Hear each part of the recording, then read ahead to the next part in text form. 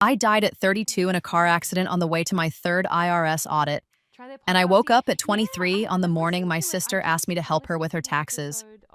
The sunlight slanting through my old apartment windows felt wrong. Too bright, too early. I sat up in bed, heart hammering, and stared at my hands. Young hands, smooth, no wedding ring, no calluses from the factory job I'd worked in my late 20s after everything fell apart. My phone buzzed on the nightstand. The screen showed a date that made my breath catch. April 2nd, 2015. 9 years ago. It's very Dead by Daylight. I grabbed the phone with shaking fingers. There was already a text from my sister, Rachel. "Can you come over today? Need help with something important." I knew exactly what she wanted. I remembered this day. This was the day everything started, the day I signed the tax return that would eventually destroy my life. But this time, I knew how it ended. In my first life, I'd gone to Rachel's apartment that afternoon without hesitation. She was my older sister, and I'd always looked up to her. She had 2 kids, Jaden and Brianna, and she'd been struggling since her boyfriend Marcus left. I wanted to help. "The thing is," she'd said, sitting across from me at her kitchen table while the kids screamed in the other room, "I don't qualify for the earned income credit this year because Marcus claimed the kids last year and we're not married. But you could claim them. You work full-time, right? You get like $6,000 back. We could split it." "But they're not my kids," I'd said, confused. "They live with you sometimes," she'd insisted. "You help support them. It's not fraud, Jen. People do this all the time. My friend Tasha does it with her sister's kids every year." I'd believed her. God, I'd been so stupid. I'd claimed Jaden and Brianna as dependents on my 2014 tax return. I got a $6,100 refund. Rachel took $4,000 of it, and I kept the rest. Easy money, I'd thought. The next year, she'd asked me to do it again. And the year after that. And the year after that. By 2019, I was claiming 3 kids. Rachel had had another baby and getting nearly $10,000 in refunds each year. Rachel took most of it. She said she needed it for the kids, and I believed her. I always believed her. Then in 2020, I got my first audit notice. The IRS wanted documentation proving that Jaden, Brianna, and little Marcus Jr. were my dependents. They wanted school records showing my address, medical records, proof they lived with me more than half the year. I didn't have any of it because they weren't my dependents. They were Rachel's kids and they'd never lived with me. I'd panicked and called Rachel. "Just tell them they lived with you," she'd said. "Make something up. I can't get audited, Jen. I'm on Section 8 housing. If they find out I've been getting extra money, they'll kick me out. They'll take my benefits. My kids will be homeless." So I'd lied to the IRS. I'd forged utility bills. I'd created fake school enrollment forms. I'd done everything Rachel told me to do. The IRS hadn't believed me. They'd assessed me for $47,000 in back taxes, penalties, and interest. They'd garnished my wages. They'd put a lien on the tiny house I'd managed to buy, but it got worse. Because while I was being destroyed by the IRS, Rachel was still collecting benefits. She was getting food stamps, Medicaid, subsidized housing, and childcare assistance, all based on her claim that she was a struggling single mother with 3 kids and no other income. Except she did have other income. She had the tens of thousands of dollars she'd taken from my tax refunds over the years. She had a job working under the table at her boyfriend's auto shop. She had Marcus, who had moved back in with her but wasn't on the lease. She was committing welfare fraud, and she was using me as her cover. When I'd finally figured it out and confronted her, she'd laughed at me. "What are you going to do, Jen? Turn me in? Then you'll go to jail for tax fraud. We're in this together." We weren't together. I was drowning while she lived comfortably in her subsidized apartment, driving a car I didn't know she could afford, wearing clothes that should have been out of her budget. I'd consulted a lawyer. He'd told me the truth. I had committed tax fraud. Even if I'd been coerced, even if Rachel had lied to me, I was the one who signed the returns. I was the one who claimed the credits. I was liable. The stress had destroyed my health. I'd developed anxiety so severe I couldn't sleep. I'd lost my job. I'd lost my house. My credit was ruined. I couldn't rent an apartment. I couldn't get a car loan. My parents hadn't helped. They'd sided with Rachel. "She has kids to feed," my mother had said. "You're young and single. You'll bounce back." I hadn't bounced back. I'd barely survived. And then, driving to my third audit appointment in 2023, exhausted and hopeless, I'd swerved to avoid a deer and hit a tree at 60 miles per hour. I died thinking about how unfair it all was, how I'd trusted my sister, and it had cost me everything. Now I was staring at Rachel's text message, and I had a choice. I could ignore her, I could refuse. I could avoid the whole disaster, but that wouldn't be enough. Rachel would just find another way to commit fraud. She'd find another victim. Maybe she'd pressure our younger brother, Tyler. Maybe she'd forge documents herself. And more than that, I wanted justice. I wanted her to face consequences. I wanted everyone who had dismissed my suffering to understand what she'd done to me. I wanted revenge. I texted back, "Sure, I can come over at 2." Rachel's apartment looked exactly as I remembered it. The same worn furniture, the same smell of old cooking and air freshener. Jaden and Brianna were watching cartoons in the living room. They were so young. Jaden was only 4, Brianna barely 2. In my first life, I'd loved those kids. I'd bought them presents. I'd babysat them. I'd believed I was helping them by claiming them on my taxes. Now, looking at them, I felt a complicated mix of emotions. They were innocent in all this. They didn't ask for their mother to be a criminal. "Thanks for coming," Rachel said, leading me to the kitchen. She looked younger too, less worn down. In this timeline, she hadn't spent years looking over her shoulder, waiting for her fraud to catch up with her. Yet. "What's going on?" I asked, sitting down. "Okay, so I need your help with something." Rachel pulled out a folder of papers. "Marcus claimed the kids on his taxes last year before we broke up, and now I can't get the earned income credit. But you could claim them. You'd get a huge refund, like $6,000, and we could split it. I'd give you $2,000 for helping." "Why would I be able to claim them?" I asked, even though I knew the script. "Because you help support them. You buy them stuff, you babysit, and they stay over at your place sometimes, right? The IRS just needs to see that you provide more than half their support and they live with you part of the year." "Do they live with me part of the year?" Rachel waved her hand dismissively. "What does that even mean? They're kids. They go back and forth." "Look, the point is, the tax code is designed to help working families. You're working. I'm struggling. This is what the earned income credit is for." "But the credit is supposed to go to the parent," I said carefully. "I am the parent. I'm just using your tax return to get it because Marcus screwed me over by claiming them last year." "Come on, Jen. It's not like we're stealing from anyone. This is government money. They want people to claim these credits." I looked at her, this woman who had destroyed my life with her lies, and I felt a cold clarity settle over me. "Can I think about it?" I asked. Rachel's face tightened. "What's there to think about? I need to file my taxes this week. I'm counting on that refund, Jen." "I just want to make sure I understand the rules," I said. "Let me do some research, okay? I'll get back to you in a few days." "Research?" Rachel laughed. "It's not that complicated. You claim them, you get money, easy." "I'd still like to check. I don't want to do anything wrong." Her expression cooled. "Fine, but don't take forever. I need that money." I left Rachel's apartment and drove straight to the public library. I had a plan forming in my mind, but I needed information. I needed to understand exactly what Rachel was doing and how to prove it. I spent hours reading IRS publications. I learned about the tiebreaker rules for claiming dependents. I learned about the residency test, the support test, the relationship test.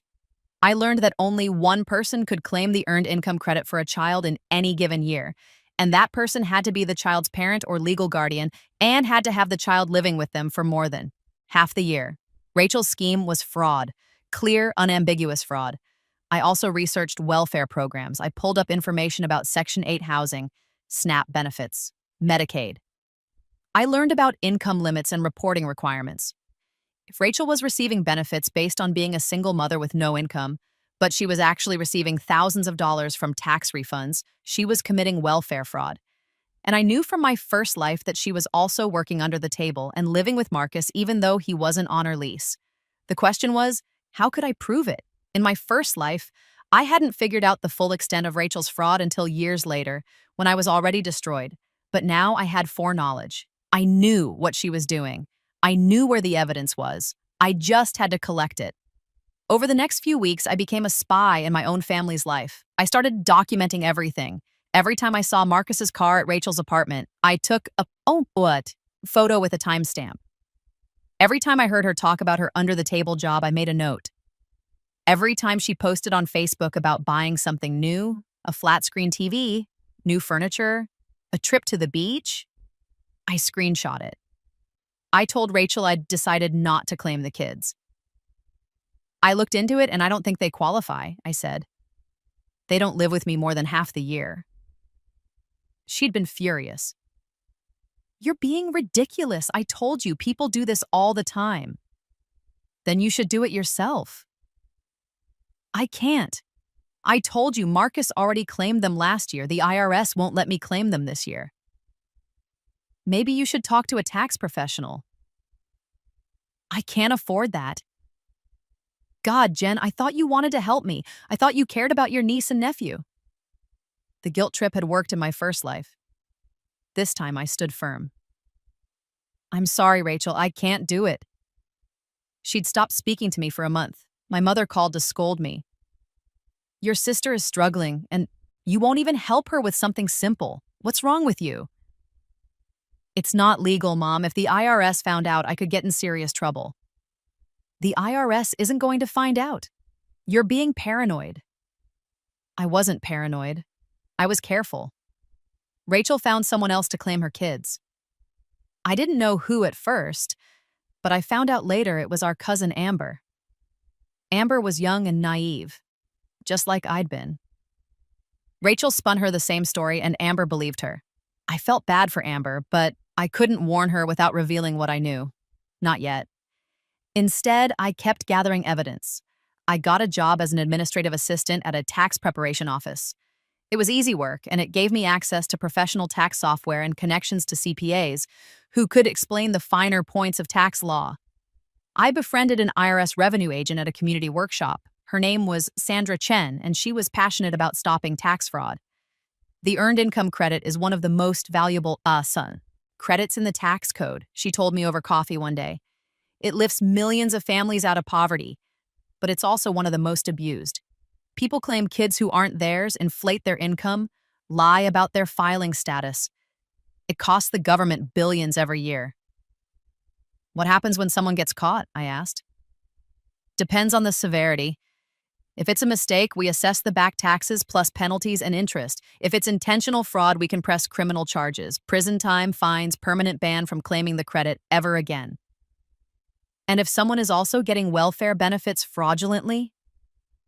Sandra's expression hardened. Then they're looking at federal and state charges. Welfare fraud is taken very seriously, especially if they're collecting from multiple programs. I absorbed this information carefully. I waited. I let months pass. I let Rachel think she'd gotten away with it. Amber filed her taxes and got a big refund. Rachel took most of the money, just like she'd done with me. She upgraded her car, she bought new furniture, she posted pictures on Facebook of her blessed life. Meanwhile, I built my file. I had photos, I had financial records, I had screenshots of Rachel's social media showing expenditures that didn't match her claimed income. I had testimony from neighbors who'd seen Marcus living at the apartment. In September 2015, I made my first anonymous call to the IRS fraud hotline. I want to report someone for tax fraud, I said. She's claiming children as dependents who don't live with her, and she's having other people claim them to get fraudulent refunds. The agent on the other end took down the information. Rachel's name, Amber's name, the tax years in question. We'll look into it, the agent said. These cases can take time to investigate. I knew. In my first life, my audit had taken 2 years to resolve, but I was patient now. I had time. A month later, I made another call, this time to the state welfare fraud hotline. I want to report someone receiving benefits they're not entitled to, I said. She's claiming to be a single mother with no income, but she's living with her boyfriend and working under the table. She's also been receiving large tax refunds that she hasn't reported. Again, the agent took down the information. Again, I was told they'd investigate. I hung up and felt a dark satisfaction settling in my chest. The wheels of justice turn slowly, but they turn. In January 2016, Amber got an audit notice. She called Rachel in a panic, and Rachel called me. "Amber's being audited," she said, her voice tight. "They're asking for proof that the kids lived with her." "That's terrible," I said, keeping my voice neutral. "She's freaking out. She doesn't know what to do. Maybe she should talk to a tax attorney." "She can't afford that." "Jen, you used to work at a tax place, right? Can you help her?" "I don't know anything about audits," I lied. "Please, this is bad. If they find out she shouldn't have claimed the kids, they'll make her pay everything back. She'll be ruined." Good, I thought, but I said, "I'm sorry, Rachel, I really can't help." She hung up on me. Amber tried to fight the audit. She lied to the IRS, just like I had in my first life. She created fake documents. She made up stories about the kids staying with her. The IRS didn't believe her any more than they'd believed me. In June 2016, Amber was assessed $8,000 in back taxes, penalties, and interest. Her wages were garnished. She had to move back in with her parents. Rachel miraculously seemed unconcerned. "Amber should have been more careful," she told our mother. "I feel bad for her, but she shouldn't have filed something wrong." The audacity of it stunned me.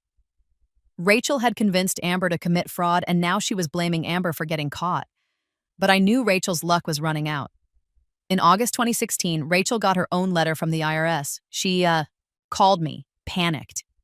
"They're auditing me. They're saying I can't claim the kids because Amber already claimed them. They want me to prove the kids lived with me." "Can you prove it?" I asked innocently. Of course I can prove it. They're my kids. They live with me." "Then you should have documentation. School records, medical records, that kind of thing." "I have all that."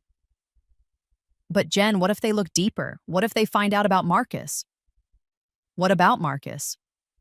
"He's been living with me. If they find out, they might tell Section 8 and I could lose my housing." My heart rate picked up. This was it. This was the moment. "That sounds serious," I said. "Maybe you should talk to a lawyer." "I can't afford a lawyer. You have to help me." "I don't know how to help with an IRS audit, Rachel." "You work in taxes." "I'm an administrative assistant. I file paperwork. I don't handle audits." "Then find me someone who does." I paused, pretending to think. So, "There's a CPA at my office who handles audits. I could ask if she'd take your case." "Yes, please. I'll pay whatever she charges." "It's expensive, Rachel, usually a few $1,000s. "I don't have a few $1,000s. "Then I don't know what to tell you." She was crying now, Dee. "Please, Jen, you're my sister. I need help." I'd heard those words before. I'd fallen for them before, not this time. "I'll ask around," I said. "But Rachel, if you've done something wrong, you need to come clean. The IRS doesn't mess around with fraud." "I haven't done anything wrong. God, why does everyone think I'm some kind of criminal?" I didn't answer. Rachel tried to handle the audit herself. She submitted the documentation proving the kids lived with her, and the IRS accepted it. The kids were her dependents, after all, but the audit triggered something else.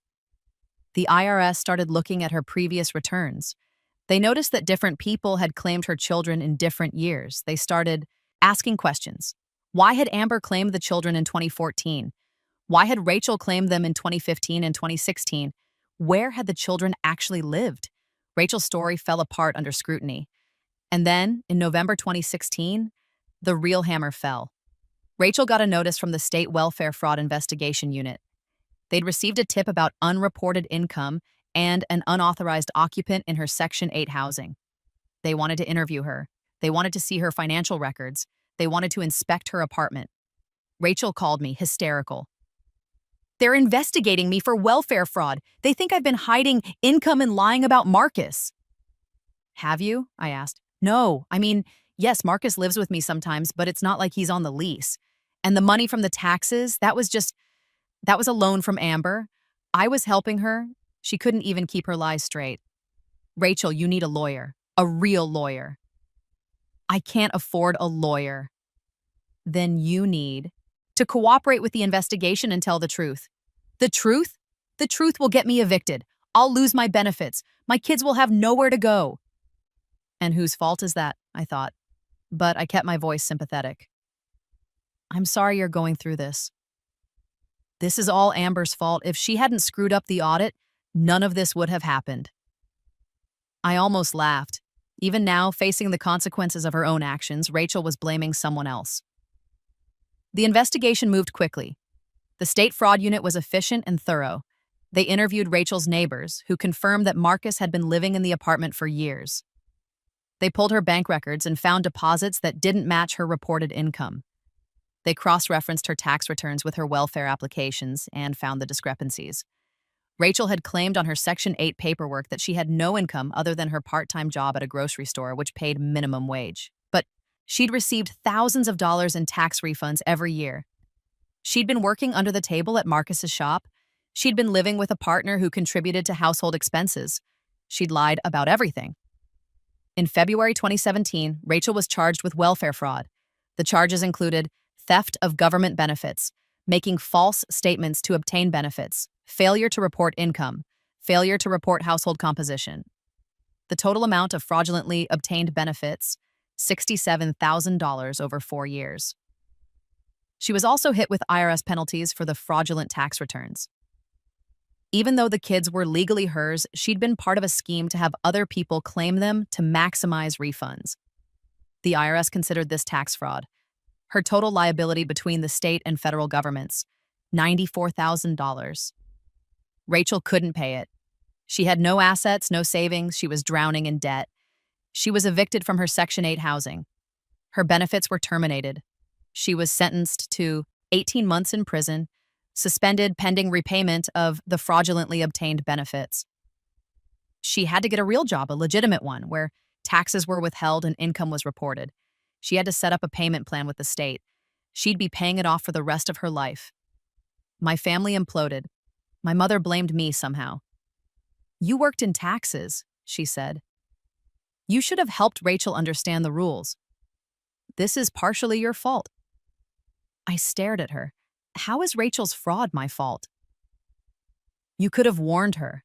You could have explained what she was doing wrong." I did warn her. She didn't listen. "You didn't try hard enough." The injustice of it burned, but I was used to my mother's favoritism. Rachel had always been the golden child, and I'd always been the scapegoat. But I had something my mother didn't know about. I had documentation. "Mom, Mom," I said calmly. Rachel knew exactly what she was doing. She pressured Amber into committing fraud. She would have pressured me if I'd let her. She's not a victim. She's a criminal. Don't you dare talk about your sister like that. It's the truth. And if you can't accept it, that's your problem, not mine. I walked out of my mother's house and didn't go back. Tyler, my younger brother, reached out to me a few weeks later. "I heard about what happened with Rachel," he said. "Mom's been saying you turned her in." "I didn't turn her in," I said, which was technically true. My tips had been anonymous. "But you knew what she was doing?" "I suspected. I tried to warn her." Tyler was quiet for a moment. "She tried to get me to claim the kids one year. I told her no. She got really mad at me." My stomach dropped. "When?"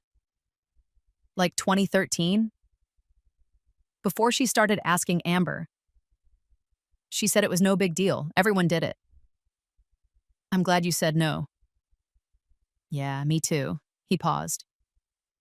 "For what it's worth, I don't think you did anything wrong. Rachel made her own choices." It was the first time anyone in my family had acknowledged that. "Thanks, Tyler." Amber figured it out eventually. She cornered me at a family gathering in the summer of 2017. "You reported Rachel, didn't you?" I met her eyes. "I gave the IRS information they needed to investigate fraud." "You destroyed her life." "She destroyed her own life, and she tried to destroy yours." Amber's face flushed. I'm the one who got audited. I'm the one who has to pay back thousands of dollars. Because she convinced you to commit fraud. You could have warned me.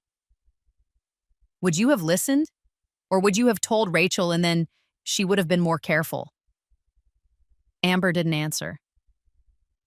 Rachel is a con artist, I said quietly. She preys on people who trust her. She used you. She would have used me if I'd let her. I'm not going to apologize for stopping her. Amber left without another word.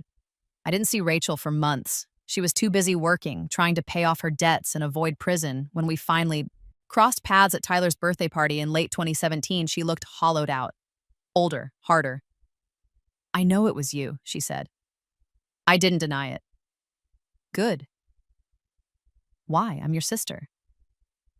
You tried to ruin my life. I never did anything to you. The denial was so absurd I almost laughed. You tried to pressure me into committing tax fraud. When I said no, you found someone else and did it anyway. You've been stealing from the government for years and you finally got caught. That's not my fault. I was trying to survive. I was trying to feed my kids. You were trying to game the system and live off money you didn't earn. There's a difference. Rachel's face twisted with rage. You have no idea what it's like to be a single mother. You have no idea how hard it is. You're right, I don't. But I know what it's like, to be honest. I know what it's like to work for what I have. And I know what it's like to watch someone I trusted try to destroy me. I never tried to destroy you. Thought about my first life. The audits, the garnished wages, the ruined credit, the lost house, the anxiety and depression, the car crash that had killed me. Yes, I said. You did. The years passed differently this time. I kept my job at the tax preparation office. I got promoted to senior tax preparer, then to CPA after I got my certification. I specialized in tax law and audit defense.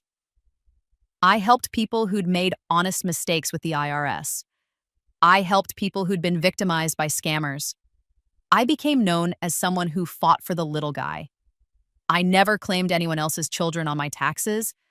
I never cut corners. I never lied. My credit was perfect. I saved money. I bought a house, a real house, not a dump I could barely afford. I had a retirement account. I had stability. Rachel, meanwhile, struggled. She worked 2 jobs to make her payments. She couldn't get benefits anymore. Her fraud conviction made her ineligible for years. She and Marcus broke up again. She had to move into a shitty apartment in a bad neighborhood. My mother blamed me for all of it. We barely spoke. But I was free. For the first time in either of my lives, I was truly free. In 2020, the pandemic hit. Everything changed. I transitioned to working from home. My firm handled the Paycheck Protection Program loans for small businesses. We were swamped with work. Rachel lost one of her jobs. She called me desperate. I need help. I can't make my payment to the state this month. I can't help you with that, I said. Please, Jen, if I miss a payment, they'll revoke my suspended sentence. I'll go to jail. Then don't miss the payment. I don't have the money. That's not my problem, Rachel. How can you be so cold? I'm your sister. I thought about all the times she'd said that. All the times she'd used family as a weapon to manipulate me.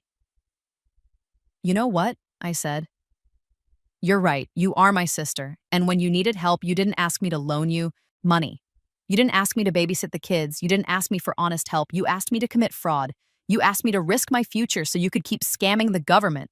That's what you think family is for. So no, Rachel, I'm not helping you. She hung up on me. She made the payment somehow. She always did. She was a survivor, even if she was a dishonest one. In 2023, on the anniversary of the day I died in my first life, I went for a drive. I took the same route I'd taken before, the road that led to the IRS office where I'd been heading for my 3rd audit. The road where I'd swerved to avoid a deer and crashed. But this time, I wasn't going to an audit. I had no reason to. My taxes were clean. My life was clean. I drove slowly, carefully. I saw the deer standing on the side of the road just like before. It watched me pass with dark, liquid eyes. I made it to the other side. I'm 32 now, the same age I was when I died. Rachel is 41. She's still paying off her debts. She'll be paying them off until she's 50. Amber cut ties with both of us. I don't blame her. Tyler and I are close. He's the only family member who understood what Rachel did to me, or tried to do in this timeline. My mother still doesn't speak to me. She blames me for tearing the family apart. But I didn't tear it apart. Rachel did that when she chose fraud over honesty. I just made sure she faced the consequences. Sometimes I wonder if I should feel guilty. I destroyed my sister's life after all. I reported her to the authorities. I watched her fall. But then I remember my first life. I remember the fear and the shame and the hopelessness. I remember dying on a dark road, alone and broken, because of what she'd done to me. And I don't feel guilty at all. I feel free. Last week, I got a letter in the mail. It was from the IRS. For a moment, my heart stopped. Old trauma dies hard. But when I opened it, it wasn't an audit notice. It was a notice that I'd been selected for the IRS Whistleblower Award Program. Apparently, my anonymous tips about Rachel had led to the recovery of over $200,000 in fraudulently obtained benefits and unpaid taxes when you included penalties and interest across all the people she'd roped into her schemes. The IRS was sending me a check for $30,000 as a reward for reporting the fraud. I stared at the letter for a long time. Then I started laughing. The irony was perfect. In my first life, Rachel had stolen my tax refunds and ruined my credit. In this life, I'd gotten a reward for turning her in. Karma wasn't just a bitch. She was meticulous. I deposited the check and put the money toward my retirement account. I went to work. I helped honest people with their taxes. And when my phone rang and I saw Rachel's number, I let it go to voicemail. I didn't need to hear what she had to say. I knew she'd heard about the whistleblower reward somehow. I knew she'd be furious. I knew she'd scream about betrayal and family loyalty. But her opinion didn't matter to me anymore. I'd lived 2 lives. In the first one, I'd been her victim. In the second one, I'd been her reckoning. And I chose the second life every single time. 6 months later, I was at a coffee shop when a woman approached me. She was in her 40s, well-dressed, professional. "Are you Jennifer Torres?" she asked. I tensed. "Yes?" "I'm Sarah Mendez. I'm a reporter for the investigative journalism unit at the Tribune. I'm working on a story about welfare fraud and tax fraud schemes. Your sister Rachel's case came up in my research." My guard went up immediately. "I don't have anything to say about my sister." "I'm not trying to put you in the story," Sarah said quickly. "I'm trying to understand how these schemes work. How do people convince their family members to participate? What are the warning signs? How can we educate people to protect themselves?" I studied her. She seemed genuine. "Off the record?" I asked. "Completely off the record." I invited her to sit down. For the next hour, I told her everything. I explained how Rachel had framed the fraud as help and family support. I then explained how she'd targeted young, naive relatives who trusted her. I explained how she'd used guilt and manipulation. I didn't tell Sarah about my rebirth, but I told her about the tactics, the lies, the fake documentation. "This is incredibly helpful," Sarah said, taking notes. "Do you mind if I ask, did you ever participate in the fraud?" "No," I said honestly. She tried to pressure me into it, but I refused. That must have taken a lot of courage. It took research. I looked up the rules and realized it was illegal. Once I knew that, I couldn't do it. A lot of people don't do that research. They trust their family members. I know. That's why people like my sister get away with it for so long. Sarah nodded. What do you think should happen to people who commit this kind of fraud?" I thought about Rachel, about Amber, about all the people who'd been caught up in schemes like this. "I think they should face consequences," I said, but I also think we need better education. People need to understand that the Earned Income Credit has rules. You can't just claim any kid. You can't share refunds. It's not a loophole, it's fraud. What about the people who pressure others into committing fraud? They should face the harshest penalties. They're predators. They ruin people's lives. Sarah's article came out 3 months later. It was a comprehensive investigation into tax and welfare fraud schemes, focusing on how family members coerced each other into illegal activity. Rachel wasn't named in the article, but her case was referenced as an example. The article detailed how one woman had convinced multiple relatives to claim her children over several years, resulting in over $200,000 in fraudulent refunds and benefits. The article went viral. It was shared thousands of times. Other reporters picked it up. Politicians started talking about reform, and people started coming forward with their own stories. People who'd been pressured by family members, people who'd committed fraud because they didn't know any better, people who'd been victimized by schemes like Rachel's. I watched the conversation grow, and I felt a deep sense of satisfaction. Rachel had tried to turn me into a criminal. Instead, I'd helped expose the entire category of fraud she'd been committing. On my 33rd birthday, I treated myself to a nice dinner. I went alone because I wanted to.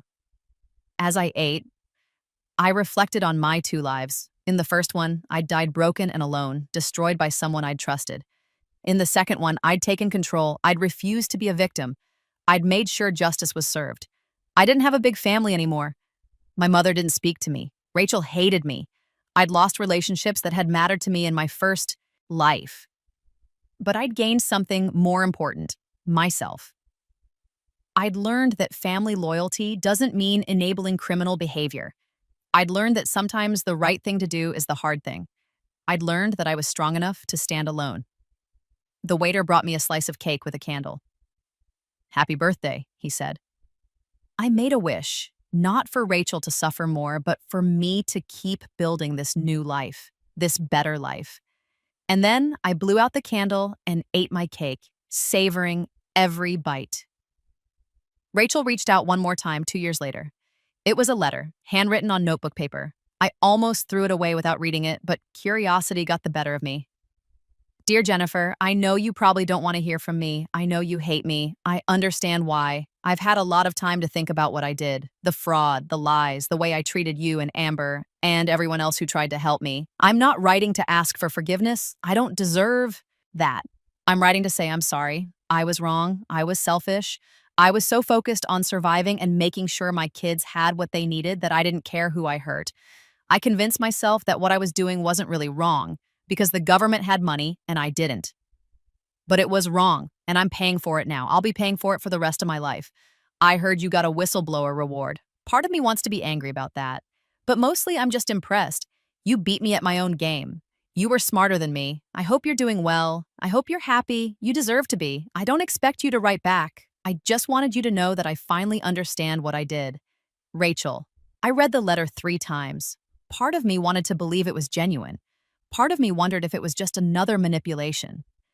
In the end, it didn't matter. I wrote back briefly, "Rachel, I accept your apology. I hope you've learned from your mistakes. I'm doing well. I hope someday you are too. Jennifer." I didn't offer reconciliation. I didn't offer to help her. I didn't open the door to a relationship. But I gave her what I could, acknowledgement. And then I moved on. I'm 35 now. I've been living my second life for 12 years. I'm a partner at my firm. I own my house outright. I have a retirement account that's fully funded. I have friends, hobbies, a life that belongs to me. I volunteer with a nonprofit that helps people with IRS issues. I teach workshops on tax literacy. I help people understand their rights and responsibilities. I've helped dozens of people avoid the mistakes I made in my first life. I've helped them stand up to family members who pressure them into fraud. I've helped them protect themselves. It's my way of honoring the person I was, the person who died on that dark road, broken and defeated. She deserved better. And this time, I'm making sure I get it. Sometimes I wonder what would have happened if I hadn't been reborn. Would Rachel have continued her fraud indefinitely? Would she have eventually been caught anyway, or would she have gotten away with it? I'll never know. What I do know is this: I was given a second chance, and I used it. I didn't use it to be rich or famous. I didn't use it to live some perfect fantasy life. I used it to be free, to be honest, to be myself. And I used it to make sure that the person who tried to destroy me faced consequences. Some people might call that revenge. I call it justice. And I sleep just fine at night. The last time I saw Rachel in person was at our father's funeral 3 years ago. We didn't speak. We stood on opposite sides of the room, surrounded by different groups of family members. Tyler stood with me. My mother stood with Rachel. After the service, Rachel approached me. Can we talk? What about? I wanted to say that I know things are complicated between us, but Dad would have wanted us to try to get along. I looked at her. She looked tired, worn down by years of working 2 jobs and paying off debts. Her kids were teenagers now, almost adults. They didn't look at me. Dad enabled you for years, I said quietly. He made excuses for you. He told me I was being difficult when I tried to set boundaries. So, no, I don't think Dad would have wanted me to get along with you. I think he would have wanted me to keep enabling your bad behavior just like he did. Rachel flinched. That's not fair. It's completely fair, and I'm done pretending otherwise. I walked away. I don't hate Rachel anymore.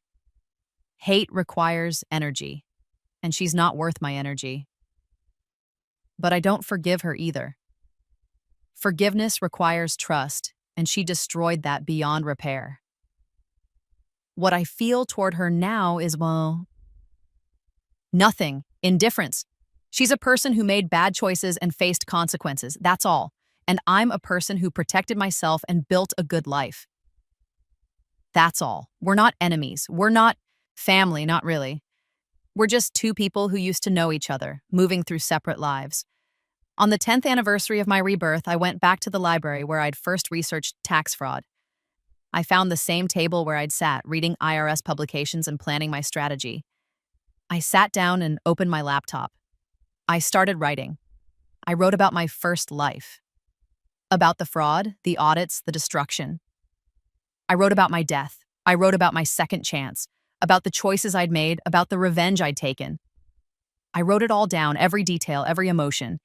And when I was done, I had a manuscript, a memoir. I called it The Second Time Around, How My Family's Fraud Destroyed Me and How I Made Sure It Never Happened Again. I sent it to literary agents. Most rejected it, but one took a chance on me. The book was published a year later. It became a minor bestseller, not huge, but enough for people to read it, enough for people to learn from it. I did interviews. I talked about tax fraud, welfare fraud, family manipulation. I talked about the importance of setting boundaries and protecting yourself, even from people you love. I talked about everything except the rebirth. That part, I kept to myself. Rachel never commented publicly on the book, but I know she read it. Tyler told me she called him furious, insisting that I'd made her sound worse than she was. Did you tell her she committed actual fraud? I asked Tyler. I told her you told the truth. What did she say? She hung up on me. The book changed my life in ways I didn't expect. I started getting messages from people who'd been in similar situations. People who'd been pressured by family members into fraud. People who'd been victimized by welfare scams. People who'd lost everything because they trusted the wrong person. I started a support group. We met monthly, online and in person. We shared our stories. We helped each other heal. One woman, Maria, had been convinced by her mother to claim her sister's children for years. When she was finally audited, her mother threw her under the bus and claimed Maria had acted alone. Maria lost everything, her savings, her credit, her relationship with her family. I felt so stupid, Maria told the group. I trusted my mother. How could I have been so naive? You weren't naive, Atsuke, I said. You were loving, you were loyal. Those are good qualities. She exploited them. That's not your fault. Maria cried. So did half the group. We'd all been there. We'd all trusted the wrong people. We'd all paid the price. But we were surviving. We were rebuilding. We were learning. And we were making sure it never happened again. I'm 40 now. I've been living my second life for 17 years. Rachel is 49. She finally finished paying off her debts last year. She's free of the legal system, but she'll never be free of the consequences. Her credit is ruined. She can't get benefits. She can't get a good job. Her kids are adults now. They know what she did. Jaden won't speak to her. Brianna maintains minimal contact. Marcus Jr., the youngest, still talks to her, but their relationship is strained. She's alone mostly. She works retail. She lives in a small apartment. She gets by. Sometimes I wonder if she regrets it, if she wishes she'd made different choices. But it doesn't matter. The past is the past, and we both have to live with the choices we made. Last month, I got an email from a young woman named Destiny. She'd read my book and wanted advice. My sister wants me to claim her kids on my taxes, she wrote. She says it's no big deal. Everyone does it, but I read your book and now I'm scared. What should I do? I wrote back immediately. Don't do it. It's fraud. You could lose everything. Tell your sister no. If she pressures you, cut contact. Your financial future is more important than her approval. Trust me. I know. Destiny wrote back a week later. I told her no. She's really mad at me. But I'm not doing it. Thank you for your book. You saved me. I stared at that message for a long time. In my first life, no one had saved me. I'd walked into the trap blindly and it had destroyed me. In my second life, I'd saved myself, and now I was saving others. That was worth everything. I've been asked in interviews if I regret reporting my sister. The answer is no, not even a little bit. Rachel made her choices. She chose fraud over honesty. She chose manipulation over integrity. She chose to risk her family's well-being for short-term gain. And when she got caught, she faced the consequences she deserved. I didn't ruin her life. She ruined her own life, and I just made sure she couldn't take me down with her. Some people think family means unconditional support, that you should protect your relatives no matter what they do. I disagree. Family means love, respect, and honesty, and when someone violates those principles, they break the family bond. Rachel broke that bond when she tried to use me. I was just honest about it. I've built a good life in my second chance. I have a career I'm proud of. I have friends who respect me. I have a home that's truly mine. I've helped hundreds of people avoid the mistakes I made. I've educated thousands more through my book and my workshops. I've made peace with my past, both versions of it. And I've forgiven myself for being naive in my first life. I was young. I trusted the wrong person. I paid a terrible price. But I learned. And I made sure it never happened again. 10 years from now, I'll be 50. Rachel will be 59, still living with the consequences of her fraud. My mother will be 80, probably still convinced that I'm the villain in the story. Tyler will be 47, hopefully still my friend and ally. And I'll still be here, living my life, helping people, making sure no one else falls into the trap I escaped. Because that's what my second chance was for. Not to live perfectly, not to be rich or famous, but to be free, to be honest, to be myself, and to make sure that the people who tried to destroy me never got the chance to do it again. The IRS sends me a letter every year, confirming my clean tax record. The state sends Rachel a letter every year, confirming her fraud conviction. We both get what we deserve. We're all so sweet. And that, finally, is justice. It's true. I miss Tom. Hi, Chippy Flip. You know what? I kind of miss Tom too. Chippy Flip. Thank you for the follow. Welcome in. I miss just seeing him there. You know, he just kind of popped up. Where Tom? Maybe if MySpace was our space, it would still be in business. I like where your head's at, pen pusher. Hi, Chippy Flip. Tom misses all of us too. He does, I'm sure. His children. Whatever happened to MySpace? I don't know. I thought recently, I was like, I would like to get back in and just see my old MySpace account. But I don't know how I even would. It became a music platform? Really? Oh. I did always love setting how you'd set your music. You'd have like your favorite, the song that played on your profile, and simpler times. Justin Timberlake bought it, ran it into the ground. Is that true? That could be true. Or are you talking about his character in the thingy? Oh, Dreamer, you just missed out. That's okay. Yeah, it was it was like, kids would be learning coding to like see, you would have your like friends hidden. If people had their top 8 or top 10 or whatever friends hidden, you would like literally become a coder to find who they had listed. Baby Crimson was busy on Neopets. Learn coding basics there too. I like that. Coda. The Jeremy Renner app. I only discovered that recently. I only found out about it.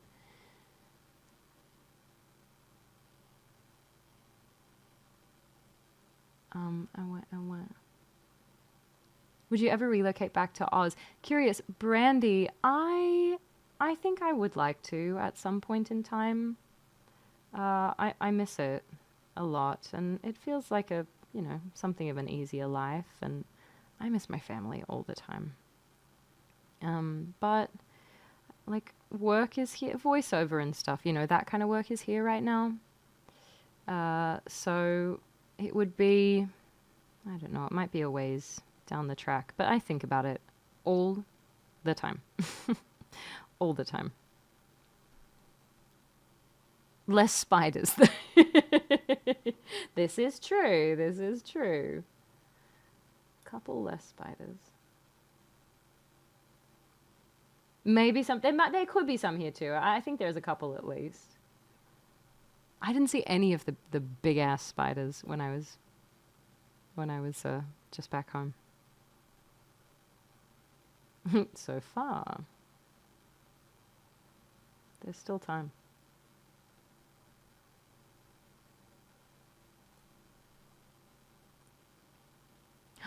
Charlotte Kulak wanted to move to California for work reasons too. But then, yeah.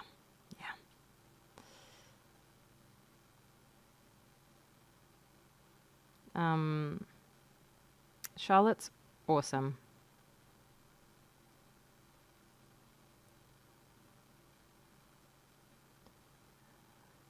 I love the Charlotte Liz friendship crossover. And Libby, who's friends with some of my friends back in Australia, comedians.